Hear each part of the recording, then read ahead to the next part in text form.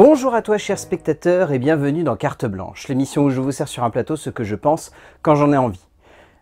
Je ne pouvais pas ne pas rebondir sur cette actualité qu'il y a eu dernièrement, qui peut-être a évolué depuis le temps que je tourne cette vidéo, mais autour de Scream 7. Alors, je me permets en fait de rebondir autour de ça pour évoquer un problème qui je trouve est assez symptomatique depuis quand même plusieurs années à Hollywood, le fait de se permettre de penser qu'un acteur est interchangeable, ou en tout cas qu'on peut évincer un acteur d'un projet pour des raisons politiques ou personnelles. Il y a plein de choses qui font que dans une industrie ou une production créative ou artistique, il y a parfois un contexte qui fait que on juge ou on regarde d'un certain œil, parfois approbateur, parfois réprobateur, ce qu'un artiste choisit d'avoir comme point de vue. À l'heure actuelle, j'ai pas envie de me lancer là-dedans, mais je trouve qu'on fait un peu n'importe quoi avec le contexte israélo-palestinien. Et on se braque dès que quelqu'un donne son avis dessus. Et je prends un truc tout bête, mais ma compagne regarde beaucoup les réseaux sociaux et voit beaucoup d'influenceuses ou d'influenceurs être jugés, ou en tout cas condamnés ou mis dans une case pour leur avis par rapport à ce conflit. Il faut vraiment pas qu'on tombe là-dedans à Hollywood parce que honnêtement, ça n'a rien à foutre là-dedans. On a le droit de donner son point de vue, on n'a pas le droit d'être regardé d'un certain œil et évincé de certains projets pour un point de vue politique ou autre. Parce que je pourrais prendre d'autres contextes. Moi, j'ai toujours cet exemple en tête qui me revient, tout l'argent du monde, avec Kevin Spacey qui se fait complètement jarter du projet alors que le film était terminé et qu'il y avait eu un énorme travail de maquillage et de costume autour de Kevin Spacey, et à cause d'un contexte, et ben on l'évince, on le remplace par Christopher Plummer avec beaucoup moins de travail autour du maquillage, beaucoup moins d'envie de ressemblance et juste une envie de pas se mettre un public à dos parce qu'on aurait gardé un acteur à la tête d'affiche de son film. Alors, c'est un autre contexte, j'ai bien conscience de ça, mais ça se rejoint sur l'idée de virer un acteur en plein milieu d'un projet.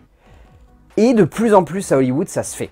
Ça se fait pour des raisons politiques, ça se fait pour des raisons artistiques, on parle des acteurs là, mais ça parle aussi aux réalisateurs qui se font parfois virer d'un projet uniquement parce qu'ils ont une manière de penser qui est un petit peu différente d'autres choses. Je suis désolé, mais j'ai toujours en tête aussi Phil Lord et Chris Miller. C'est un scandale qu'ils se fassent constamment évincer de projets sur lesquels ils ont clairement une patte atypique, et je veux dire à partir du moment où tu les appelles ces deux mecs-là, tu sais qu'il va y avoir une certaine logique créative et artistique qui va se dégager de ton film, donc je ne comprends pas pourquoi on les vire parce qu'ils mettent en place leur logique créative ou artistique, mais on est dans cette logique qui est aberrante, qui, je crois, n'a pas d'équivalent finalement en France, où on n'en a finalement que très peu. Mais vraiment, cette idée à Hollywood de se dire qu'on peut se permettre de licencier, de virer, de mettre complètement de côté quelqu'un parce qu'il a donné son avis sur quelque chose, ou parce qu'il y a un contexte politique, ou un contexte personnel, ou un contexte juridique qui fait qu'on est obligé de l'évincer, autant il y a certains moments où ça semble cohérent, autant je trouve que sur les exemples que j'ai cités, ça n'a aucune logique. Et c'est scandaleux parce que derrière, on se retrouve à avoir des films qui non seulement sur le papier ne sont pas intéressants, Scream 7 sur le papier n'a pas l'air du tout intéressant, mais alors si en plus tu te permets de virer l'actrice principale, qui en plus derrière est suivie par sa co-actrice, qui elle, avec le poids politique qu'elle a actuellement, vu comment elle cartonne, est clairement en train de foutre en l'air le film... c'est se tirer une balle dans le pied, ou alors ça sera peut-être pour le meilleur parce que du coup ils vont être complètement obligés de réécrire le film et potentiellement de nous proposer quelque chose de différent, mais c'est débile et scandaleux de se permettre des choses comme ça. Désolé, c'était un gros coup de gueule, je sais pas ce que vous en pensez, n'hésitez pas à me le dire dans les commentaires, mais honnêtement, c'est vraiment n'importe quoi comment Hollywood est en train de gérer ses acteurs, ses réalisateurs, ses scénaristes actuellement. C'est le bordel entre la grève, entre maintenant ces idées de virer les gens n'importe comment, qui est une continuité de ce qui a déjà été fait depuis 20, 30, 40 ans, parce que même si avant c'était un peu... Voilà, on poussait ça sous le tapis comme si ça n'existait pas et on n'en parlait que après, des années après, j'en sais rien, le fait que Richard Donner il ait jamais pu finir son Superman 2 et qu'il ait fallu attendre quasiment 30-40 ans pour voir sa vision, je pourrais vous parler de plein de trucs comme ça, mais c'est débile et je ne comprends pas pourquoi cette logique continue à perdurer à Hollywood. Voilà, je me calme,